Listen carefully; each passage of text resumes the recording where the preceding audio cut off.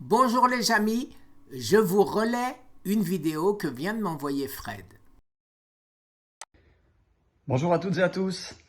Alors, quelques petites nouvelles rapides. Ça continue d'aller mieux. Ça continue d'aller mieux tous les jours. Je vais toujours beaucoup aux toilettes, hein. Il y a énormément d'élimination de toxines, de tumeurs mortes, etc. Mais à part ça, ouais, ça va vraiment mieux. Je voulais préciser quelque chose parce que on me pose souvent la question. Je parle souvent du système immunitaire. Et je voulais préciser que non, j'ai pas un système immunitaire hors norme, bien loin de là. En ce moment, il est même plutôt affaibli. Je suis persuadé que le système immunitaire tout seul ne peut pas faire grand-chose, hein, sinon personne ne mourrait du cancer. Je suis persuadé que ce que je fais, tout le monde peut le faire. Hein, je me prends pas pour un super-héros. Et c'est un ensemble de choses.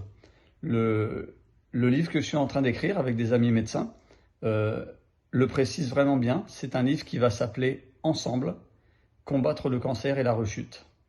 Et le ensemble est vraiment primordial, c'est la clé dans cette histoire de rechute pour moi. Et c'est vraiment un ensemble de personnes et un ensemble de choses qui ont fait que j'ai pu m'en sortir. Et absolument pas dû à des qualités personnelles ou à des choses que j'aurais fait mieux que d'autres, etc.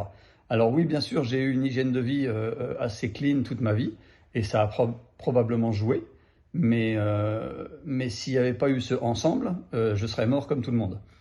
Donc il y a eu tout un tas de choses. Il y a eu, bien entendu, vous le savez, le jeûne, la diète cétogène, que j'ai un peu modifié ces derniers temps avec plus de flexibilité, le traitement métabolique que j'ai appliqué à la lettre, évidemment, mais il n'y a pas que ça. La preuve, je faisais ça avant et j'ai fait une rechute. Donc il y a aussi eu la gestion du stress, il y a aussi eu des massages pour réoxygéner la zone de la tumeur. Il y a eu, quoi d'autre, l'ozonothérapie, les piqûres de vitamine C, les intraveineuses de vitamine C, le Qigong, tout le travail énergétique des arts martiaux traditionnels chinois, la méditation, mon entourage évidemment, et bien entendu le petit coup de pouce, le gros coup de pouce de la médecine moderne qui ont été les nanoknives. Je répète pour ceux qui n'auraient pas vu la vidéo précédente avec Guy, les nanoknives, ce n'est pas vraiment une chirurgie parce qu'on n'enlève rien, on n'enlève pas la tumeur. Hein, c'est des très très petites électrodes, quasiment de la taille d'une aiguille d'acupuncture, qu'on met sur la tumeur, on envoie de l'électricité et au fur et à mesure la tumeur va mourir. Et là, le système immunitaire et le corps vont se débarrasser des déchets. Mais ça ne veut pas dire que c'est le système immunitaire qui a zigouillé le cancer. Hein, il y a vraiment eu des aides multiples dans diverses directions. Et ensuite, il y a tout un travail psychologique pour éviter de faire une troisième rechute. Voilà. Donc je voulais préciser ça. Ce que j'ai fait, tout le monde peut le faire.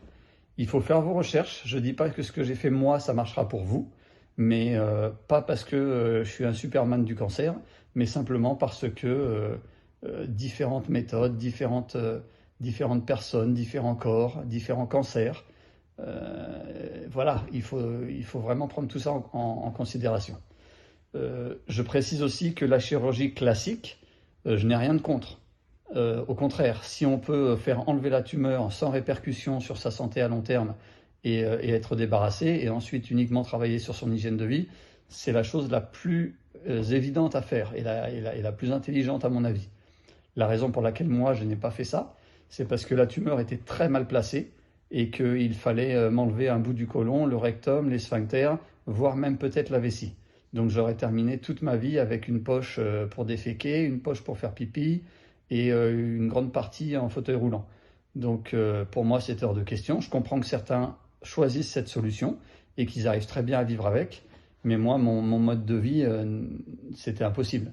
Et j'étais prêt à risquer ma vie pour ne pas passer par là.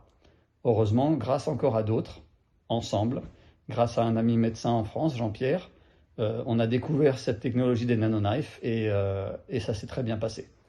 Donc voilà, je voulais juste préciser ces quelques petites choses, vous dire bonjour à tous Comme à chaque fois, encore un grand merci à tout le monde parce que vous faites partie de ce ensemble.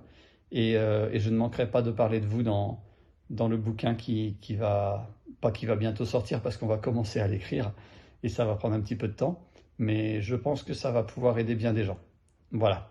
Allez, je vous embrasse tous et je vous dis encore merci. Salut!